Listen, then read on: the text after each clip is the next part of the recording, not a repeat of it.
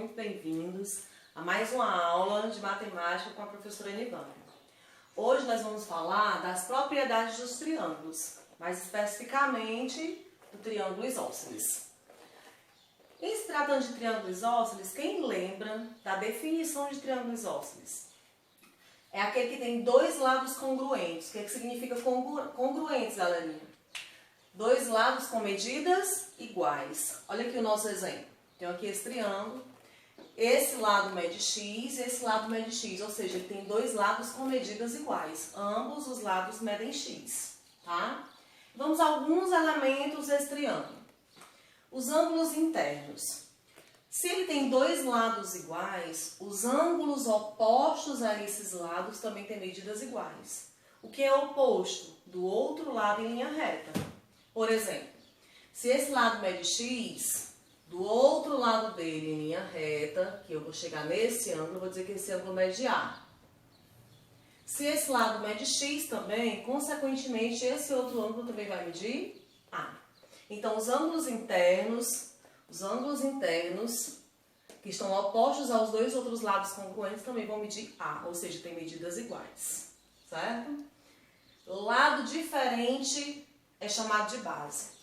Esses dois lados aqui nós dissemos que temos medidas iguais. Então, esse lado aqui, que é o que tem a medida diferente, esse é o que tem medida diferente, vou chamar de B. Esse B vai ser a nossa base do triângulo. Ok? O ângulo oposto à base, ó, oposto do outro lado em linha reta, o ângulo oposto à base, esse ângulo aqui, ele é chamado de ângulo do vértice. Aqui é chamado de ângulo do vértice. Então, assim, esses são os elementos próprios do triângulo isósceles, tá? Agora nós vamos para as propriedades. O que diz das propriedades? Primeira propriedade do triângulo isósceles. Diz que as sevianas coincidem. Quais são as sevianas? Nós estudamos em aulas anteriores, que são a altura, a mediana e a bissetriz. Elas coincidem, ou seja, passam a ser uma única reta.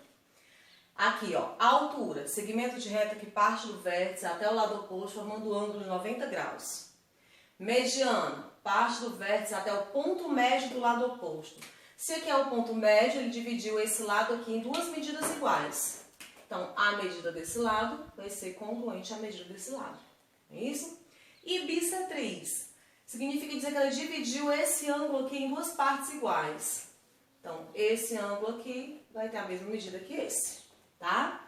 Essa é a primeira propriedade, as sevianas coincidem.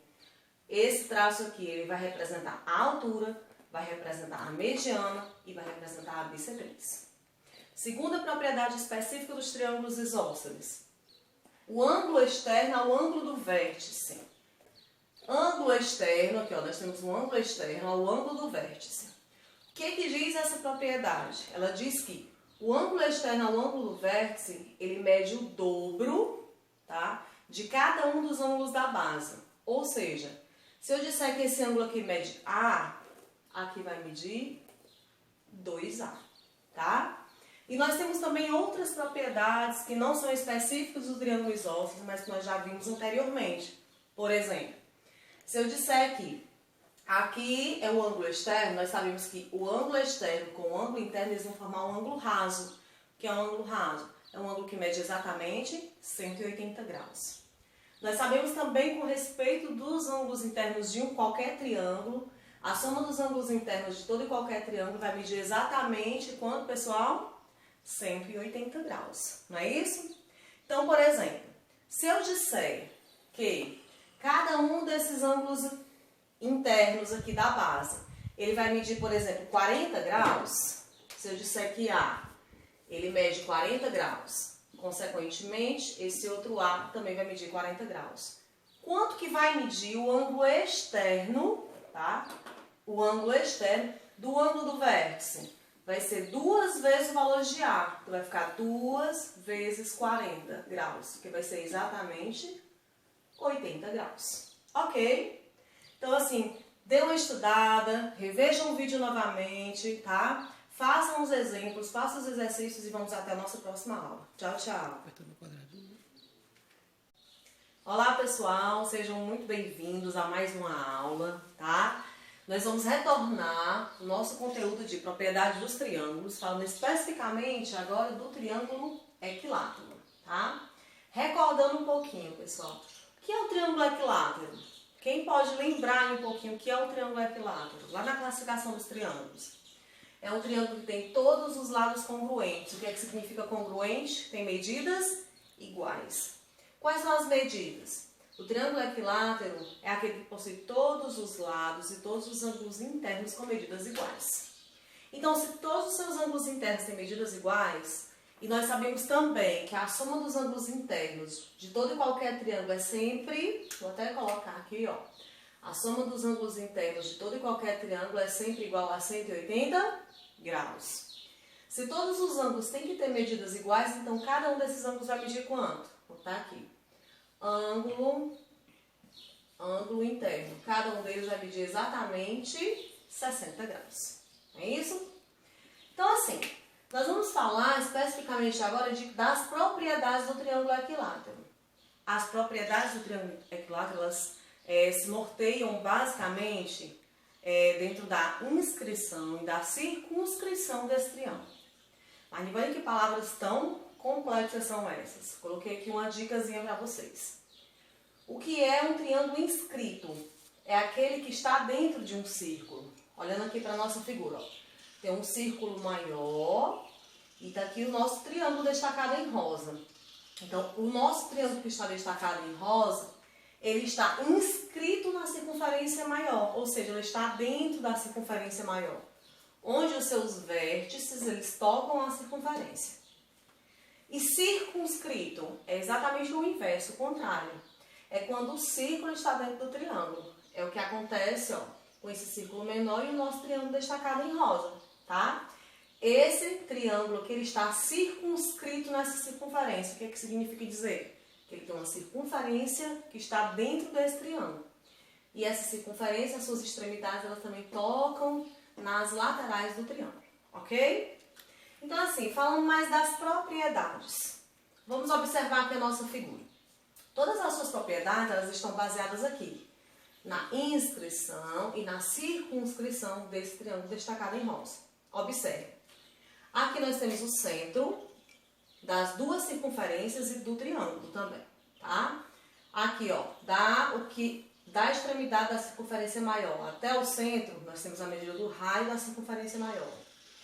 Aqui, ó, do centro até a extremidade, o raio. Do centro até a extremidade, o raio. Coloquei com R maiúsculo, que significa dizer o raio do círculo maior.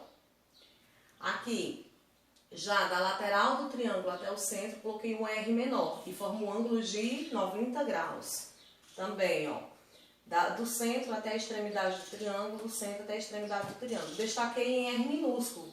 E esse R minúsculo é o raio do círculo menor. O que a gente pode ver com relação a esses raios? O raio do círculo maior, ele é exatamente o dobro, ou seja, 2 vezes a medida do raio do círculo menor. Aqui, ó, o raio do círculo maior é igual a 2 vezes o raio do círculo menor. Por exemplo, se eu disser que esse R aqui, ele mede 20 centímetros, quanto é que vai medir o R maior, já que ele é 2 vezes o menor? Então, vai ser 2 vezes 20, que vai ser igual a 40, tá? O raio maior, ele é sempre o dobro do raio menor.